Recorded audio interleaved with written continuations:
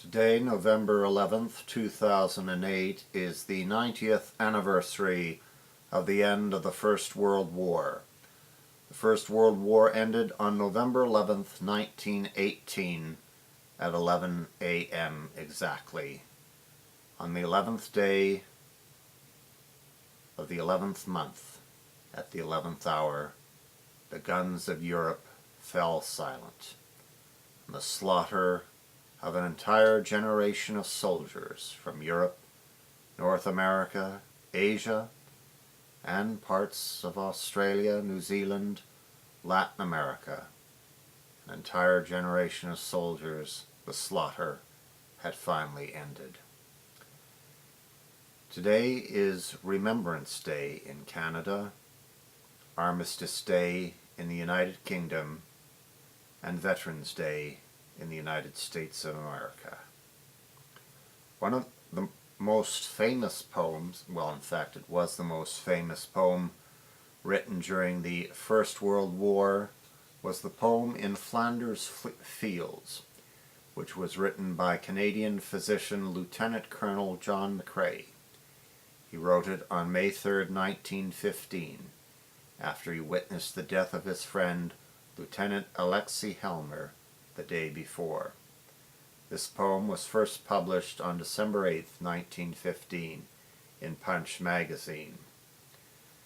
The poem was written on a scrap of paper on the back of another officer, Colonel Lawrence Moore Cosgrave, because Lieutenant Colonel John McCrae, needless to say, did not have a desk on which to write on the battlefield. And therefore another officer lowered his back, and Lieutenant Colonel McCrae wrote this poem In Flanders Fields on Cosgrave's back. This poem is recited at various Remembrance Day ceremonies all across Canada.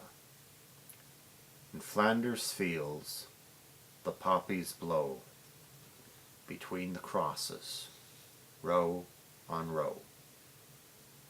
That mark our place, and in the sky the larks, still bravely singing, fly, scarce heard amid the guns below. We are the dead. Short days ago we lived, felt dawn, saw sunset glow, loved and were loved, and now we lie in Flanders Fields. Take up our quarrel with the foe. To you from throwing hands we throw the torch. Be yours to hold it high.